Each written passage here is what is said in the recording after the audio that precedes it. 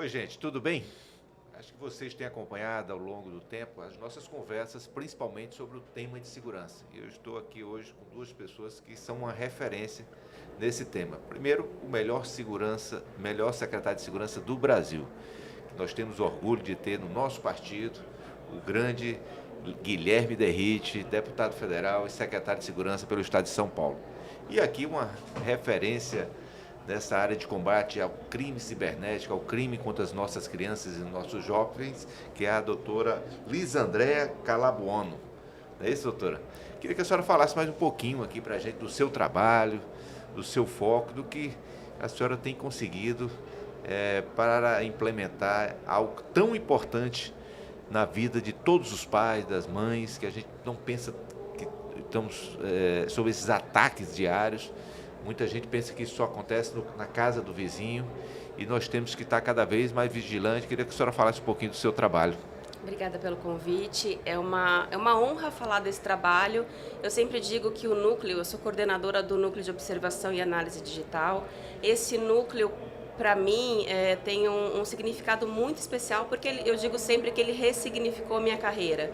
Porque até então nós não tínhamos dimensão do que havia nas redes sociais, plataformas digitais e como isso poderia atingir as nossas crianças e adolescentes. E a partir do ataque à escola, né, que infelizmente São Paulo houve 2 ataques à escola em 2023, a partir de então houve a necessidade, né, o nosso secretário Guilherme Derrite até solicitou para a gente, porque não havia até então em São Paulo um estudo acerca do tema. Nós não sabíamos quem eram os agressores, o porquê da agressão, qual era a motivação, e a partir de então nós começamos muito timidamente na delegacia geral, com poucos policiais, e quando nós vimos tudo aquilo que foi possível verificar, observando redes sociais e plataformas frequentadas por essas crianças e adolescentes, foi que nós levamos até o secretário, né, a partir do delegado-geral, doutor Arthur Dian, levamos, e quando o secretário viu tudo aquilo, ele falou, não,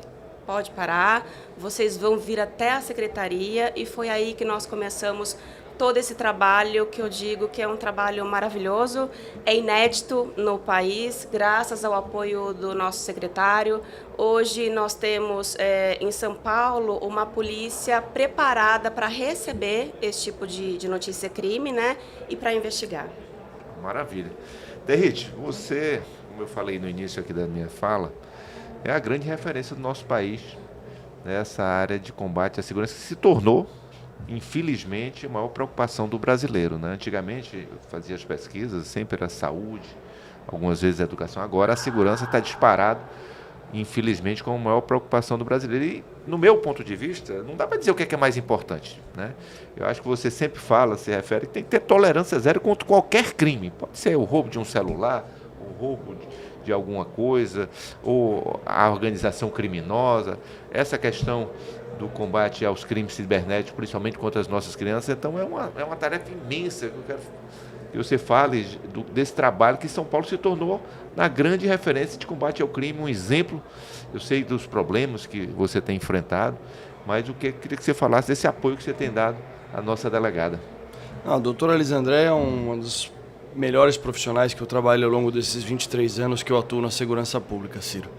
Primeiro é um prazer estar aqui, estar ao lado do nosso senador, nosso presidente Ciro Nogueira, doutora Lisandréia.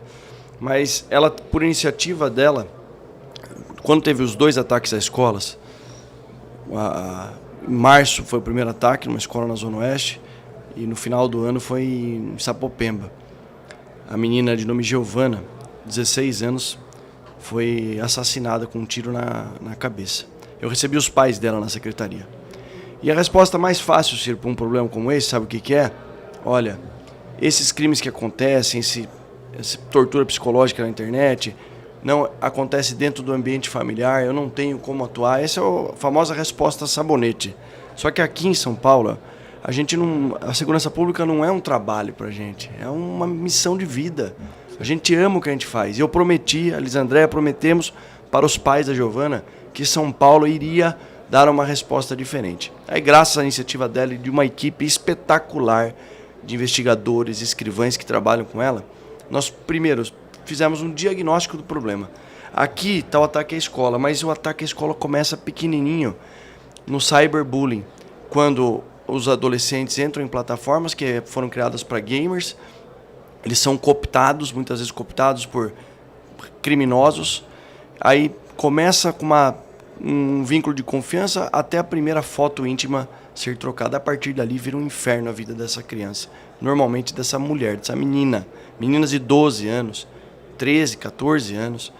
E aí uma série de torturas psicológicas acontecem, tudo gravado com 600, 700 pessoas assistindo. Esse material, muitas vezes, com conteúdo sexual, é vendido para a rede de pedofilias. Então, por isso que é uma organização criminosa mesmo. E tudo isso, a pessoa vai entrando numa depressão, numa tortura, se vê refém. E uma das missões, a missão final, é cometer um atentado em alguma escola. Por esse grupo de criminosos que passa a acabar com a vida dessa vítima. Então, quando ela trouxe essa informação e começou um trabalho na Delegacia Geral, eu trouxe para a Secretaria, nós criamos um núcleo com estrutura, funcionando 24 horas, trouxe mais escrivães, mais liberdade para ela escolher quem ela quisesse para trabalhar lá, e a partir dali os números são impressionantes, e ela pode falar com muito mais propriedade, mas são mais de 700 alvos monitorados. Nós conseguimos evitar, e eu quero que ela fale quantos ataques a escolas, o trabalho dela, da doutora Elisandé e da equipe da Polícia Civil de São Paulo, quantos ataques nós conseguimos evitar por causa desse trabalho de inteligência, e o número que para nós é um número de ouro que a gente fala, que é o número de vítimas que foram salvas, e ela vai dar alguns relatos de casos práticos que aconteceram. Então, para mim, é uma honra muito grande, acho que fica uma lição. Quando a gente está na linha de frente, ocupando uma posição, porque é temporário, tudo isso é temporário. O senhor que é presidente de um dos maiores partidos do Brasil, senador da República, às vezes é um colaborador ali, mas que está numa posição, como já aconteceu aqui, de um agente policial dar uma sugestão para criar um núcleo para investigar crimes em áreas rurais, nós criamos. E a doutora Elisandé, quando veio falar para mim, quando eu descobri, falei, não, vamos investir nisso, e São Paulo virou referência nacional. E o primeiro núcleo de inteligência, que acompanha, né, o núcleo de observação e análise digital, que se Deus quiser em breve vai ser a primeira delegacia do Brasil. Poxa, impressionante esse seu relato, meu amigo. Doutora Elisandé, fale um pouquinho desse trabalho, de tudo isso que o nosso DRG acabou de nos relatar.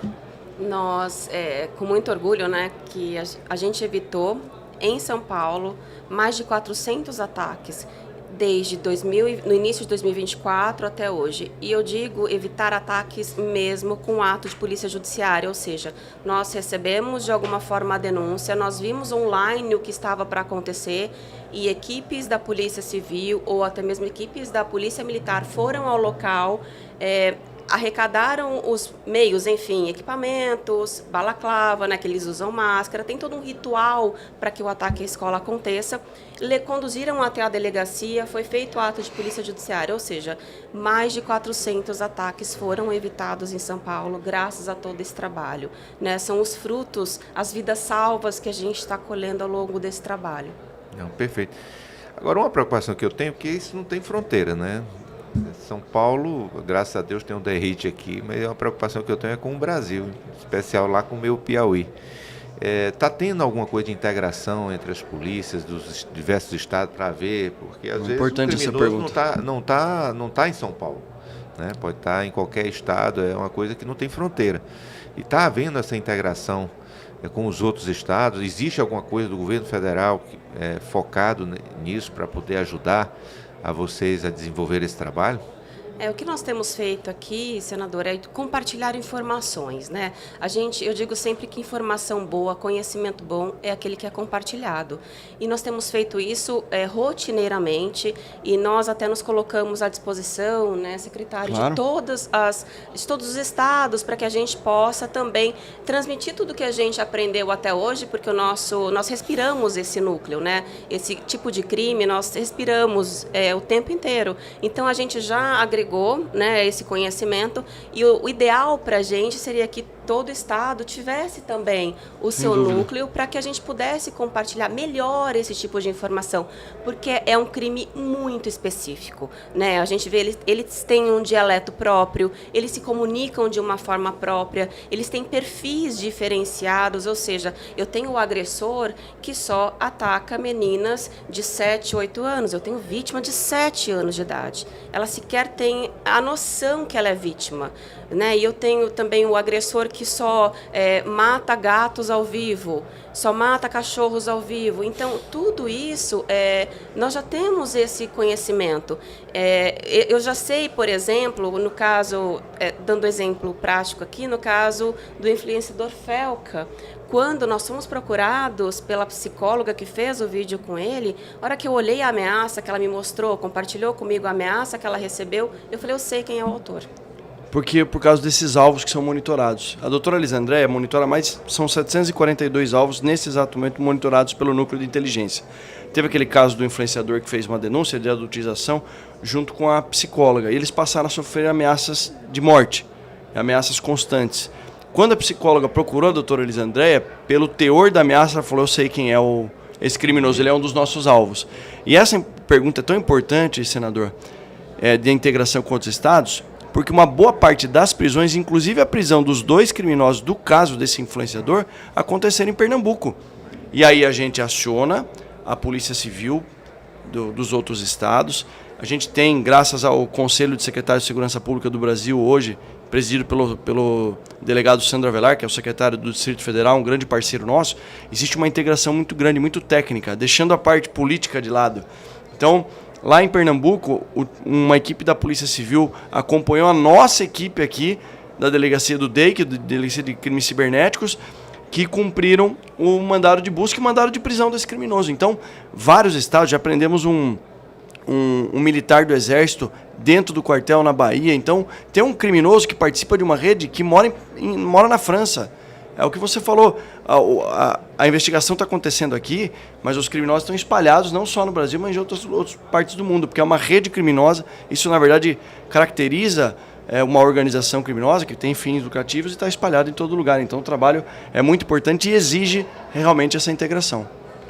Doutora, uma coisa, aí é uma pergunta mais de pai. Graças a Deus, minhas filhas já estão crescidas, já estão um pouco mais distantes desse tipo de ataque. Mas vem os netos, né? Então a gente é sobrinhos e tudo. O que você acha que é o maior cuidado que o pai deve ter, o pai e a mãe, ou alguém que esteja presente na vida dos nossos jovens? Tem algum ensinamento, alguma referência de que cuidado a mais que nós temos que ter? Porque hoje essa questão de rede social virou uma situação irreversível na vida das pessoas, né? E as pessoas estão completamente dependentes disso, né? Então, o que você acha, o que você aconselha aos pais, mães, avós, como eu, de estarem mais no dia a dia da vida dos seus filhos? Então, senadora, o que a gente sempre diz, né? Perfeito. Obrigado. Aí quando você quiser agora responder... Tá, vamos lá. Hoje o nosso grande desafio, senador, é lidar com uma geração digital, né? Nós temos 2 gerações num embate aí. É a geração analógica, que somos nós, que não temos todo esse conhecimento como eles têm, e a geração digital, que são eles. Então falta letramento para a geração analógica, que somos nós, que não sabemos sequer procurar dentro de um celular onde está o perigo, né? E temos também a geração digital, que falta educação digital para essas crianças, educação sexual para essas crianças. Hoje, muitos deles não sabem que criar um perfil fake para fazer uma ameaça é um cyberbullying, ou seja, é um ato infracional análogo a crime. Falta toda essa educação digital. E também uma coisa que me preocupa muito, né, que muito se divulgou sobre o ECA digital, que foi um avanço em determinados aspectos, porém me trouxe como delegada de polícia uma preocupação muito grande, porque a plataforma não pode ser somente ela responsabilizada pelas nossas crianças e adolescentes. É preciso que os pais tenham todo esse conhecimento, saibam onde procurar, se interessem pelo que os filhos consomem na internet. Eu preciso saber qual é o interesse do meu filho na internet. Hoje o jovem não usa Google, ele usa TikTok, ele usa a lupa do TikTok. Eu sei o que tem dentro do TikTok do meu filho, os termos que ele procura, né? Nós estamos juntos com a Secretaria de Segurança Pública lançando, nós vamos tentar esse ensinamento, né, secretário, por palestras, os termos que os jovens usam, né, eles usam uns termos muito diferenciados que os pais não conhecem.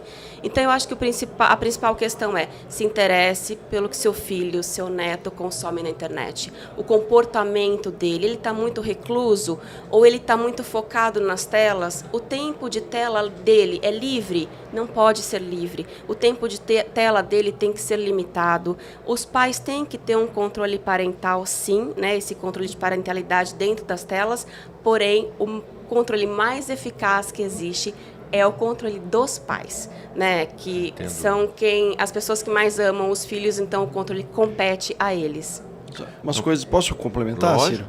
Acho que assim, são umas coisas muito importantes a gente deixar claro aqui. Antigamente o poder público falava o seguinte: isso é o pai que tem que cuidar, não é problema meu. Mas no mundo real que nós vivemos e somos extremamente comprometidos, os crimes estão acontecendo. Então nós criamos uma ferramenta para romper esse ciclo da violência, salvar vidas.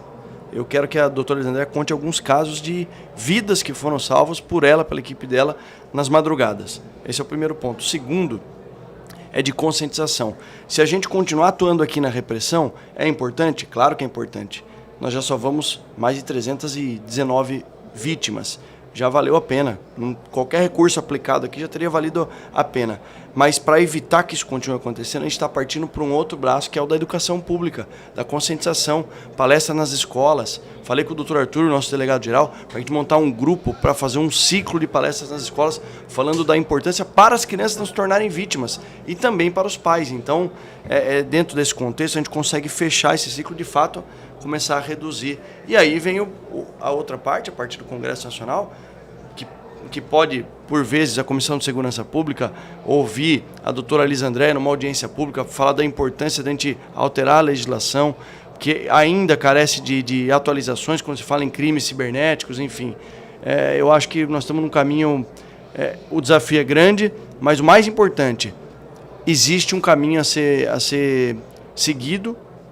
Nós já recebemos 7 estados da federação para saber como funciona no AD, e eu acho que nós estamos no caminho correto, um caminho sério para romper esse ciclo da violência. Essa sua sugestão, nós vamos incorporar ela e vamos levar a doutora, com certeza, para uma audiência pública na comissão do Senado. Acho que a Câmara tem que tomar o mesmo caminho para a gente discutir, porque hoje o grande desafio que nós temos, doutora, se fala muito em regulamentação das redes, né? Regulamentação das redes, muita gente quer se aproveitar para censurar as redes. Ninguém quer isso, nem ninguém vai aceitar isso de forma nenhuma no nosso país. Acho que as redes sociais são o canal que as pessoas têm de se informarem e poderem debater temas que na mídia tradicional eles não têm acesso. Mas nós temos que discutir quem utiliza errado essas redes e criar os mecanismos para punir essas pessoas, evitar que esses crimes aconteçam. Eu quero muito convidar a senhora para, numa audiência pública, eu vou combinar com o presidente da comissão, para levar esse debate para o Senado e para a Câmara Federal, que é muito importante, até para discutir que mecanismo nós podemos criar na legislação para evitar que os nossos jovens, nossas crianças sejam afetadas com esse tipo de crime. Tá certo? Obrigada. Então, gente, é isso aí. Foi uma alegria muito grande poder. Eu quero, em outras oportunidades, nós virmos a falar um pouquinho mais para o país do seu trabalho, da sua luta, de tudo aquilo que você tem feito para aquele que se tornou, volto a dizer, infelizmente, o maior problema do nosso país, que é a questão de segurança. Muito obrigado, doutora. Boa sorte. Obrigada. Continue com esse trabalho. Fiquei muito feliz de lhe conhecer, assustado um pouco com o que a senhora me falou, mas nós temos que enfrentar esse problema grave de segurança contra os nossos jovens através dos crimes que acontecem na internet. Tá bom, Derrite? Obrigado, senador. Um prazer. Obrigada.